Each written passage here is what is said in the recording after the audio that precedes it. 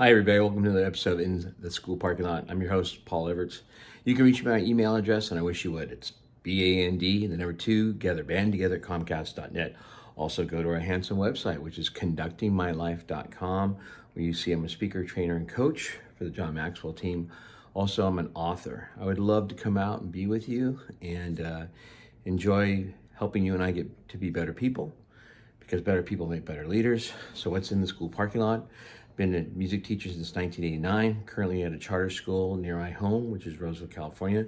Don't mention the charter school's name because I don't represent the charter school when I do in the school parking lot. April of 2021, the principal at the school I was working at said, Paul, keep Jesus Christ in the parking lot. So I went to the parking lot. I'm grateful that I do have a chance to continue to teach music now to 4th through 8th graders, and it's really cool. This is episode 28. Hard to believe we're at episode 28. September 14th, I did do this on the 24th of August at 11:40 a.m. in Roseville, California. Okay, so I hope that you like it. Episode 28. A story by John Ransom, August the 9th, 2024. University of Missouri ditches DEI, joins Dash to Excellence in Education. University of Missouri system is ending its diversity, equity, and inclusion programs as states around the country dial back DEI in favor of results-based education. That's what we need to be doing. The United States, yes, diversity is important to us. It's not our strength. Frankly, meritocracy is our strength. We don't look at your color. We don't look at your gender. We look whether or not you can go 2 + 2 = 4. Rather, can you also sell this product? I don't care what gender you are, and I don't care what color you are. Please be productive. Okay. And by being proactive in eliminating DEI, University President Mun Choi, CHOI, is certain the result will be a win for the students, the university, the faculty, and the state of Missouri. Quote, I believe the universities must continue to do important work and stick to the principles of inclusivity, Choi told the media about the change. We need to ensure that it does not exclude in the name of inclusion, and to ensure that we are serving all students, faculty, and staff, and that no one is left out because of their background. That's my opinion now, that's the United States of America. Don't care about your background either. Just get the job done today. Your ancestors have nothing to do with what you are doing today, and who you are becoming today. Choi also maintains his decision was not in consultation with Missouri lawmakers who have considered bills to dismantle divisive DEI programs in higher education the past 2 legislative sessions, although Choi did inform them of the plan. Still, it's not a move all public institutions in Missouri are willing to take. Indeed, in March, Missouri State University hired DEI champion Dr. Richard Biff Williams. He'd previously boasted of helping Red State, Utah, move forward with DEI policies as president at Utah Tech University, implying the hope he could do the same at MSU. Currently, the university does its DEI work through the Office of Inclusive Engagement, which in the fiscal year ending June 30 had a budget of more than $820,000. So, when you talk about the cost of education going up, it doesn't have anything to do with this. I think it does. The office is currently run by Algerian Hart, assistant to the president of Inclusive Engagement. Algerian Hart, H-A-R-T, was first hired as interim chief diversity officer in 2022.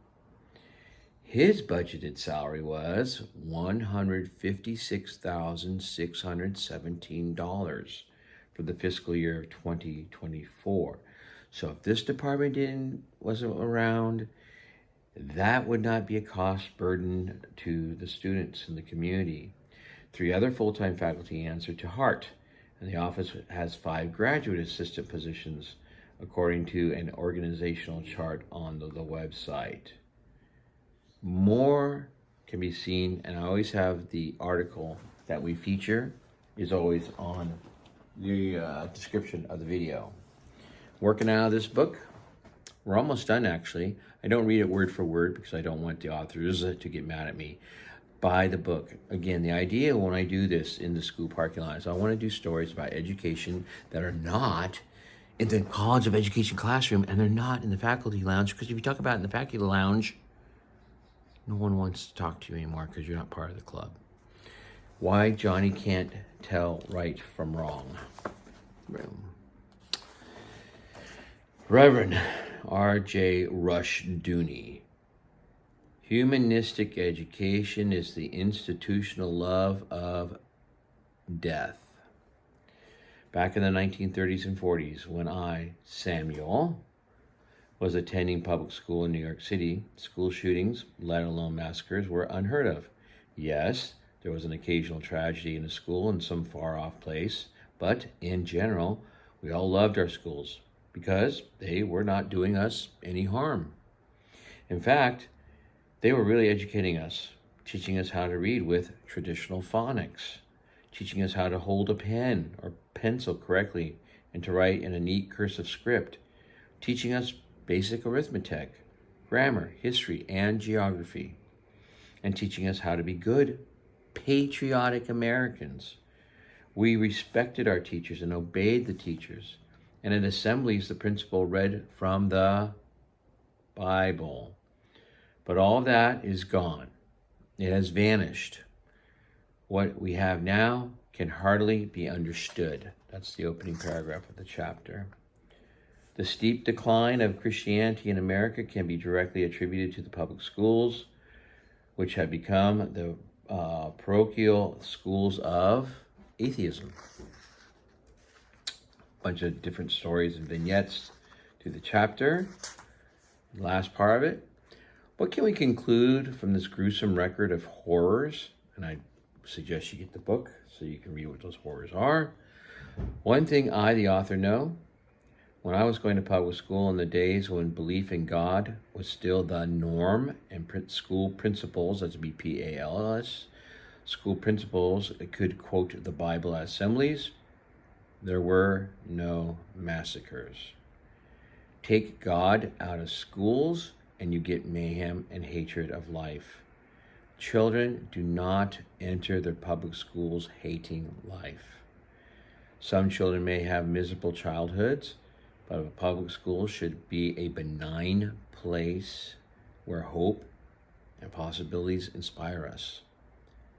Instead, educators tell children that they are animals with no special purpose in life and that there is no God who cares for them. No wonder so many children begin to hate life. As the famous Christian Reconstructionist Reverend R.J. Rushdoony, Rushdoony, said, quote, the quote again is, humanistic education is the institutionalized love of death. He's got examples in that paragraph. Get the book, read the book. Even if you're a teacher, I'm still teaching. I still have my credential, but yet I retired from the public school system. Hence, that's why I teach at a charter school now in the state of California. If I was a teacher, meaning younger teacher, I should say, I would get this book. And I would get other books. I get books by John Taylor Gatto, just to understand where the frustrations are coming from with public education. Maybe you have enough time to make a difference. I'm 58 years old. I didn't have these books when I was 25, 35, 45. You do now. When you watch this video, when you share it with somebody else, get the books. Education is too important for us to ignore. Thanks a lot for watching. Hope you'll keep watching. There's a Venmo account. We'd appreciate you giving some money. All right?